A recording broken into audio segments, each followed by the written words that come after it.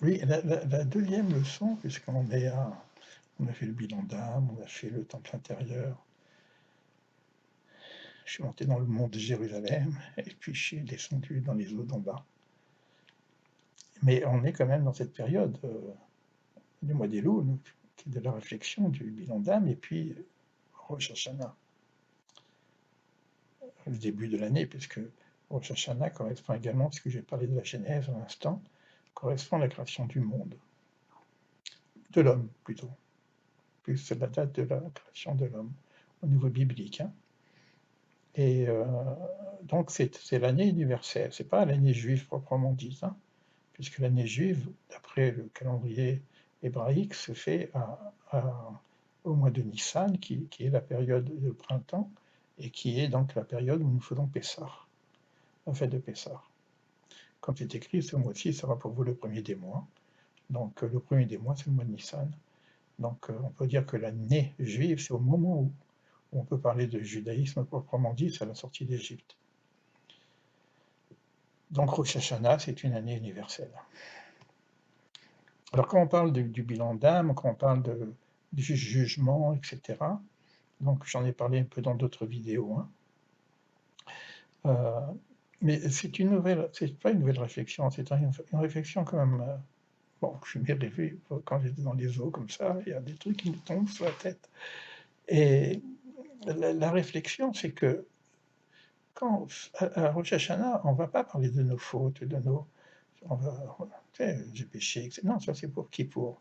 Alors c'est quoi Rosh Hashanah, ce bilan?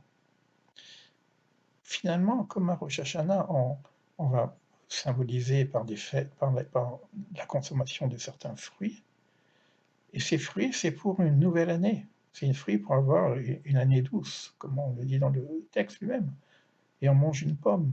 Voilà. J'ai mangé aussi une pomme là-bas d'ailleurs, sur la rivière. J'aurais pu écrire un texte, comme j'avais écrit un texte, j'ai mangé une pomme dans le désert du Negev. Là, j'ai mangé une pomme dans la rivière de la Siaga. Alors, la pomme, c'est la symbolique de l'ouverture. Il faudrait peut-être faire un terme spécifique par rapport aux aliments que nous mangeons. Pourquoi les aliments, qu'est-ce que signifie chaque aliment, etc. Et c'est-à-dire on fait une forme de symbolique, d'acte symbolique pour faire une projection dans le futur. Donc finalement, on fait un bilan de notre futur, pas le bilan de notre passé. Le passé, les erreurs, etc., on verra ça sur Kippour. Et le grand nettoyage se fera lorsqu'on sera sous la souka, comme j'avais déjà dit. Mais l'idée, elle est quoi? C'est qu'à Rosh Hashanah, on va essayer de travailler sur notre potentiel.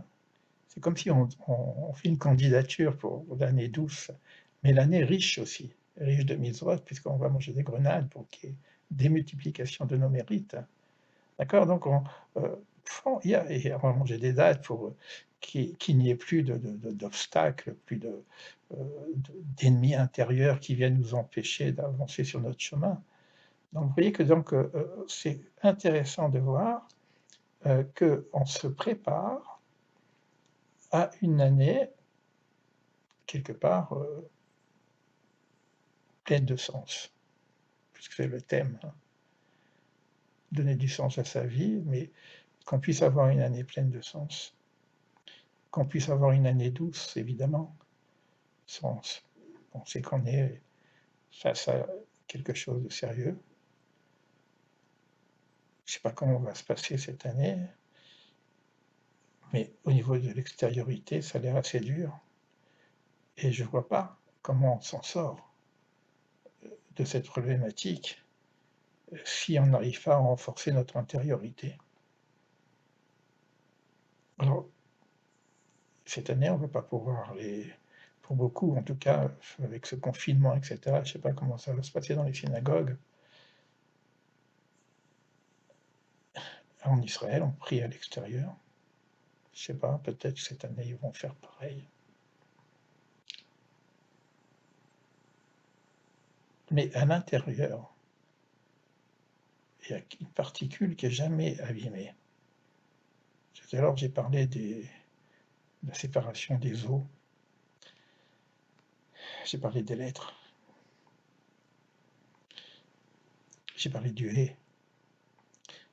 Mais il faut juste savoir que dans le nom divin, il y a deux Hé. Yud Hé, Vav Hé. Bon, je reviens à l'arbre de vie un petit peu. Bon, ça me vient maintenant comme ça, mais bon, ça m'est venu pendant cette baignade. Et c'était pas très clair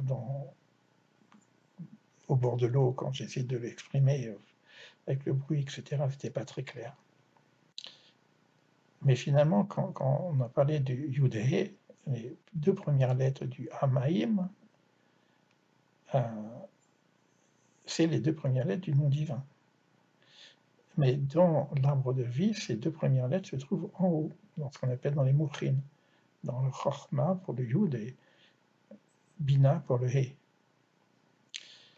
Alors c'est intéressant que quand je dis mi, il faut voir l'autre vidéo pour comprendre hein, que le Hamaïm se divise entre deux questionnements, ma et mi, quoi et qui. Ma étant l'homme 45, mi, c'est la question qui se pose avec mi, elle est qui a créé cela, mais mi ça vaut 50 aussi, 40 et 10. Donc ça correspond à la Bina, en haut. C'est la 50e porte. Pour ceux qui ont fait également avec moi l'Homère, on arrive à la 50e porte. Alors, il faut savoir donc ce mi qui contient le yud, mais représente en même temps au niveau de la bina le hé d'en haut. C'est un peu complexe, hein, mais c'est comme ça. Alors, et plus bas, on a le vav et le hé d'en bas. C'est pas les os d'en bas, hein, c'est le hé d'en bas. C'est ce souffle qui a été donné justement à l'être humain pour qu'il puisse être vivant. Donc on a deux hé. Et tout à l'heure, on avait parlé de l'unification du yud et du hé d'en haut. Et ça, c'est un travail extrêmement élevé dans les Mouchin, entre la perception, l'intuition, la vision et le discernement. Le roi HaKodesh, on a parlé du roi aussi, du vent, HaKodesh cette fois-ci, hein, de sainteté. C'est une union qui doit se faire pour avoir le Da'at, la connaissance, mais il y a aussi un Da'at Elyon, un Da'at supérieur, une connaissance Elyon supérieure, donc c'est un peu plus complexe que ça, c'est pas... Mais bon, c'est l'occasion éventuellement de faire des études là-dessus. Mais à un autre niveau, il va y avoir le Hé d'en bas, qui est dans la Malchut, qui est dans notre réalité quelque part, et il faut faire en sorte que ce Hé puisse être visible. Et c'est pour ça que cette période, on appelle la période de Teshuvah. Et c'est quoi Teshuvah? C'est la chouve Hé, revenir au Hé. La chouve Hé. C'est bon, j'ai péché, j'ai fait des fautes, etc. Mais ça, c'est bon, ça, c'est Kippour, d'accord? C'est important, hein, je minimise pas, il faut être propre aussi, il faut bien nettoyer, ça c'est, faut être clair avec ça aussi, d'accord? Donc il faut être conscient de ses erreurs. Mais il y a une teshuva supérieure. La teshuva supérieure, c'est le retour au Hé. C'est le retour au divin à l'intérieur de nous, au retour divin sur la malchoute. C'est pour ça qu'on parlera de royauté. La notion de Mashiach, de Messie, c'est lorsqu'il y a un roi Messie, c'est-à-dire que le Hé, il va être évident pour tout à chacun. C'est ça le messianisme. Alors ce Hé a été déjà visité, Abraham, qui était Abraham, est devenu Abraham, c'est ça qui fait ce premier patriarche. Donc à notre niveau, le Hé, c'est aussi le souffle. Donc on peut bien respirer, il faut faire la méditation en respirant. Donc je ne sais pas si vous sentez la finesse du processus, la chouvrée, revenir au Hé dans la malchoute, c'est-à-dire dans notre réalité. Mais au-dessus, il y a le Hé de la Bina, qui est le Hé supérieur, et il faut relier les deux Hé. Et qu'est-ce qui relie les deux Hé? C'est le Vav au milieu. Et c'est quoi le Vav? C'est nous. C'est-à-dire qu'une fois que j'ai pu faire cette chouva, ce retour à la dimension divine de l'immanence, dans Adama, dans la terre, dans ce que je suis, dans ce que nous sommes, je retrouve cette dimension de verticalité vers le divin, au niveau de la transcendance, et j'arrive à relier les 2 haies, le haie de la transcendance et le haie de l'immanence. Encore une unification. Et tout à l'heure, on parlait d'humaniser la Terre, c'est-à-dire la Dhamma. Et là, vous comprenez peut-être un peu mieux qu'est-ce que je voulais dire quand je parlais de diviniser, cette fois-ci. Le retour du Hé, c'est le retour du divin, quelque part. Bon, c'est puissant quand même. Bon, mais c'est vrai qu'au niveau pratique, c'est pas évident. Bon, après, il va falloir trouver comment dire, j'allais pas dire des exercices, parce qu'on n'est plus au niveau des exercices, là, ni de devoirs. Je crois qu'on est vraiment à notre niveau.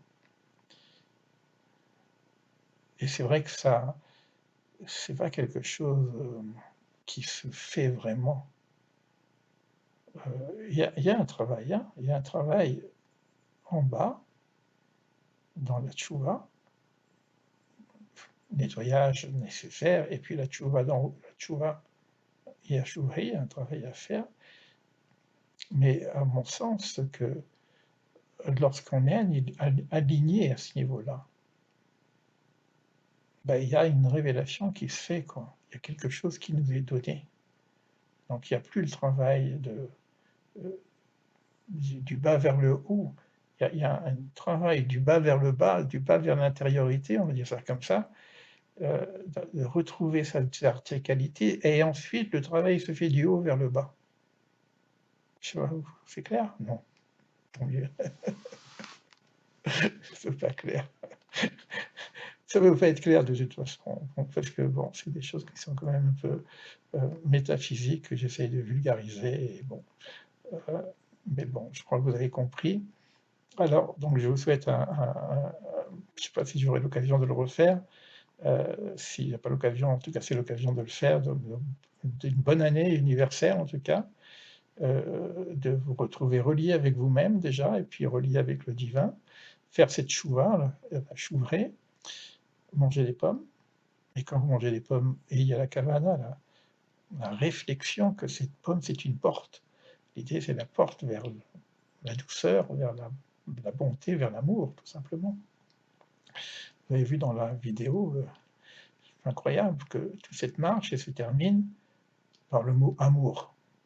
Bah, regardez la vidéo quand même, hein, parce que ça c'est la marche, le haut, etc., qui m'amène à faire ces deux partages avec vous.